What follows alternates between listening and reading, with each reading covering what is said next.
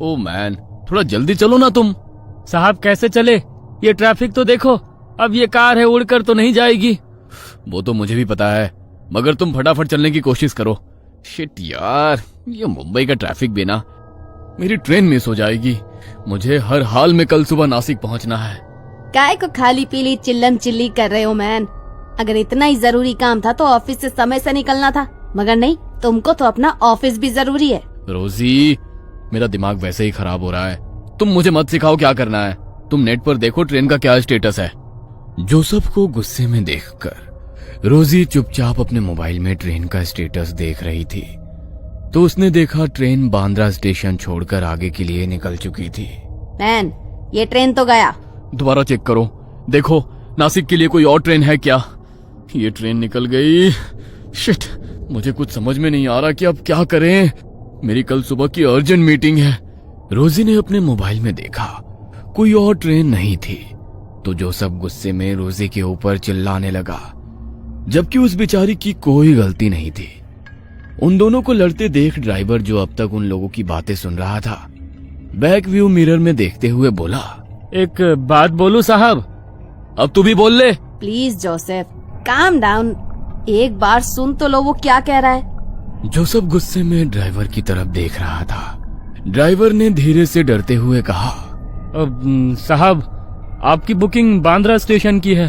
वहां पहुंचने के बाद आप एक बार पेमेंट कर देना, उसके बाद मैं अपना जीपीएस ट्रैकर बंद करके आपको नासिक ले चलूंगा। अभी 1 बज रहा है, सुबह के 5, साढ़े 5 बजे तक हम लोग नासिक पहुंच जाएंगे। आज यू मैड? पूरी रात कार का सफर बहुत थकाने वाला होता है, और उसमें रिस्क भी तो है। तुम दिन भर से गाड़ी चला रहे हो, थके हुए होंगे ना। रे बाबा, रात को सफर नहीं करेंगे। वैसे तुम्हारा आइडिया अच्छा है, और मेरे पास कोई ऑप्शन नहीं है। मैं आगे बैठता हूँ, गाने सुनते हुए चलेंगे। जब तुम्हें थकान लगे तो थोड़ी देर गाड़ी मैं चला लूंगा। जोसेफ, वो जीपीएस ट्रैकर बंद करने को कह रहा है। किसी को क्या पता कि हम लोग इसके साथ ट्रेवल कर रहे हैं। कुछ ऊंच नीच हो गई तो क्या होगा? वैसे भी आजकल कितने सारे केस सुनने में आते हैं। तुम जरा ये क्राइम पेट्रोल देखना बंद करो।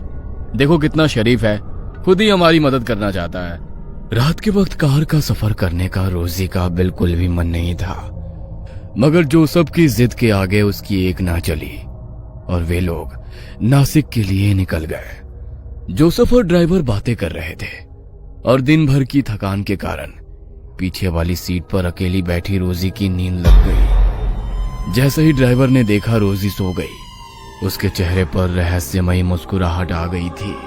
वो बार बार उसी की ओर देख रहा था। जोसेफ इन सब से बेखबर गाड़ी में चल रहे गाने का लुत्फ ले रहा था।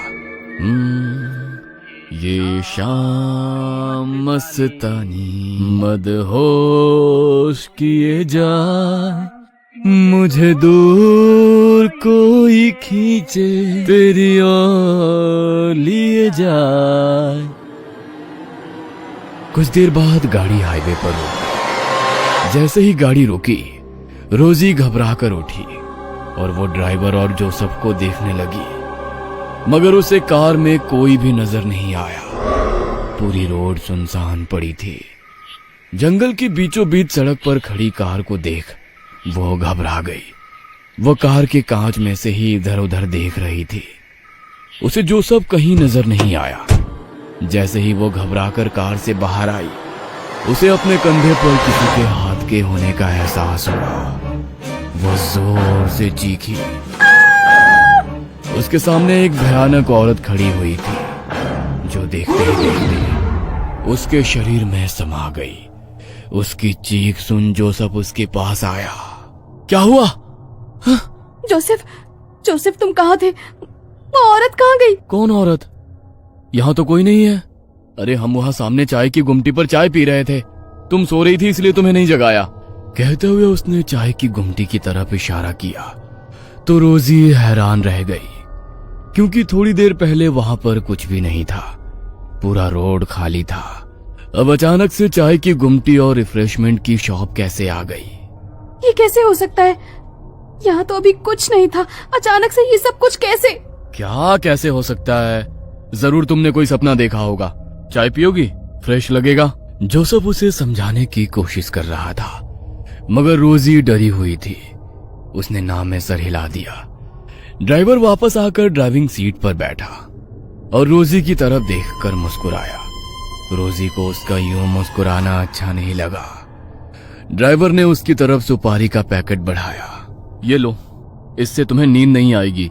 जोसेफ के कहने पर बेमन से रोजी ने वो सुपारी अपने मुंह में डाली तो रोजी को तेज इत्र की खुशबू आई और उसे ऐसा लगा कि कोई उसके बगल में आकर बैठा है, मगर वहां पर कोई नहीं था। पूरी रात वो डरी सहमी बैठी रही। वे लोग सुबह सुबह नासिक पहुंच गए।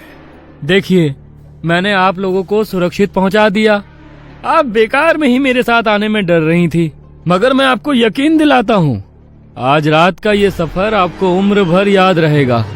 कहते हुए उसकी आंखों में अलग ही चमक थी जिसे देख